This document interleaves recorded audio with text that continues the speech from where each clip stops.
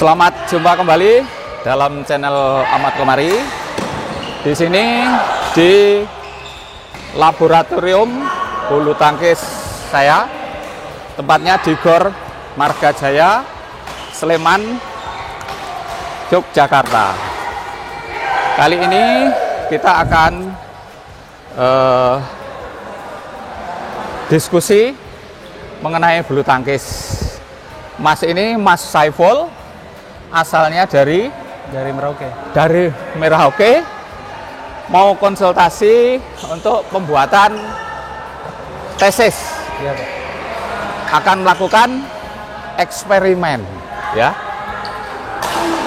Sebelumnya Mas Saiful bisa ceritakan seberapa pengalaman Mas Saiful, prestasinya. Oh iya, Pak.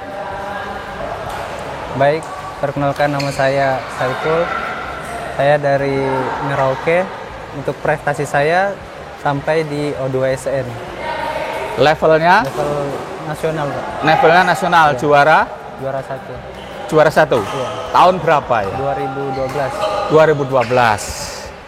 Setelah itu prestasinya Sudah nggak lanjut lagi, Pak. karena memberatkan studi. Iya. Oke.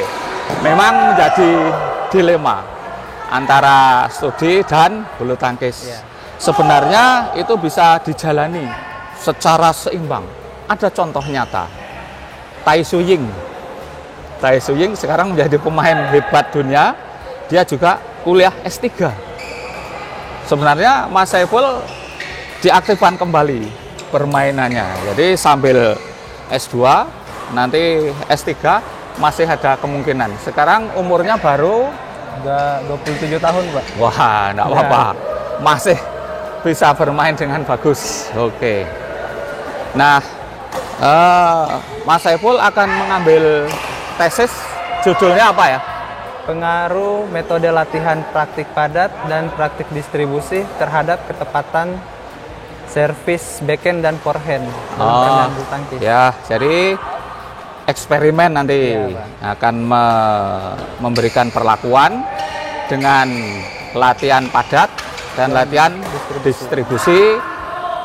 Variabel terikatnya short service backhand maupun short service backhand. Jadi ada dua.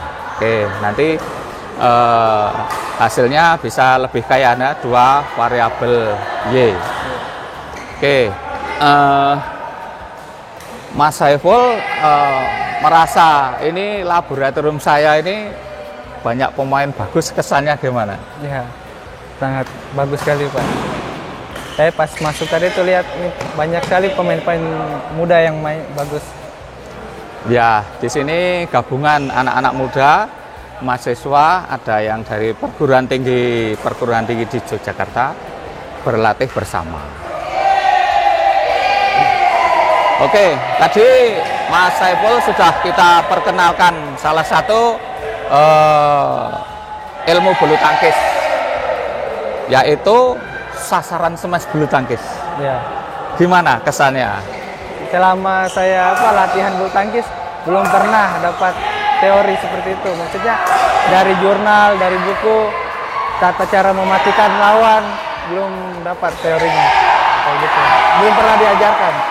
Ya, ternyata tadi ada 7 macam, ada 7 macam sasaran smash.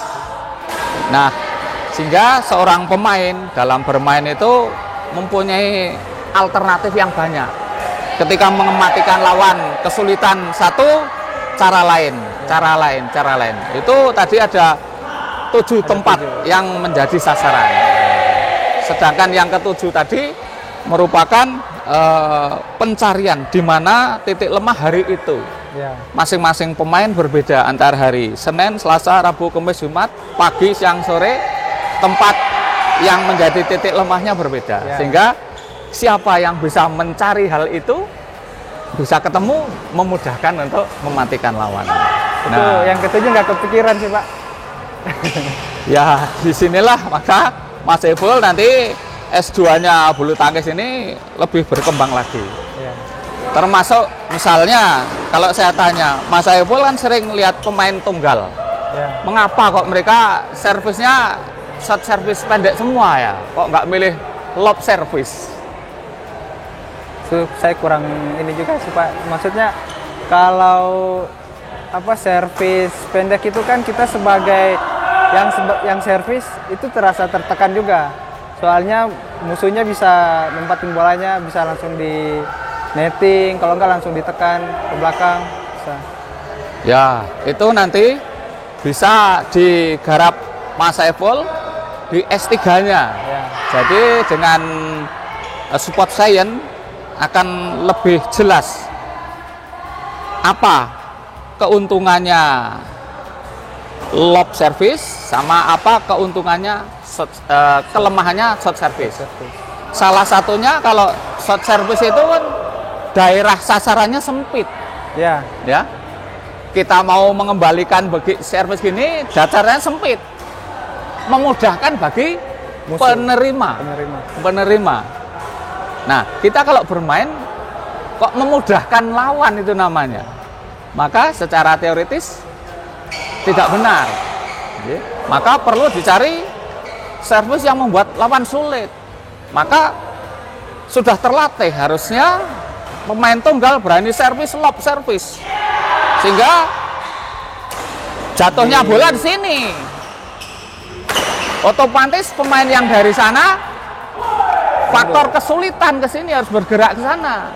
Paling tidak server sudah memojokkan lawan ke sini, daerah sana menjadi luas, bisa untuk sasaran tembak. Ya. Nah, ini kurang terpikirkan oleh para pemain-pemain sekarang, terutama nomor tunggal. Ya. Tetapi di nomor tunggal yang putri berani lob service. Ya. Seandainya takut dengan smash lawan, toh kalau dari belakang jumping smash tenaganya besar. Jadi kalau tenaga besar mematikan itu ya nggak perlu disesali. Tapi kalau dari depan tenaganya ringan kok kita menjadi sulit. Nah, itu rugi. Nah, inilah nanti bisa dikaji oleh Mas Saiful pasca S2-nya. Nanti silahkan lanjut S3. Bagaimana dengan sport science bisa membetulkan kepada para pemain. Harus ada rasionalnya. Mengapa kok servis pendek? Kan memudahkan sekali bagi penerima. Ya. Pemain dunia manapun kalau servis pendek sama saya nggak mungkin bisa mematikan langsung. Dan tidak sulit bagi saya, kan? Ya. Nah, ini harus disampaikan dia pemain itu kalau sudah levelnya advance itu sudah mengandalkan taktik, strategi. Jadi banyak pikiran yang digunakan bagaimana mencari sisi kelemahan lawan untuk dimainkan dan menghindari kelebihannya lawan untuk jangan dimainkan. Ada yang mau ditanyakan lagi apa, Mas? Cukup, Pak. Oke, cukup. Nanti sambil konsultasi di sini kita sambil main. Ya. Nah, mungkin ini salah satunya cara saya untuk membina para mahasiswa cepat selesai tesisnya. Karena waktu konsultasinya lama dan enjoy, sampean bisa bermain dengan saya, keringat bisa keluar, enak ya.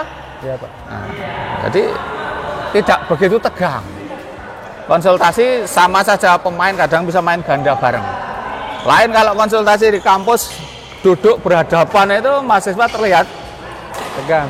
Nah, kalau ini kan enggak. Ya. Nah, di sini kelebihannya. Maka kawan-kawan yang sudah konsultasi sama saya, baik skripsi, tesis maupun disertasi, bisa lebih cepat mengerjakan, menyelesaikannya. Karena waktunya lebih luas.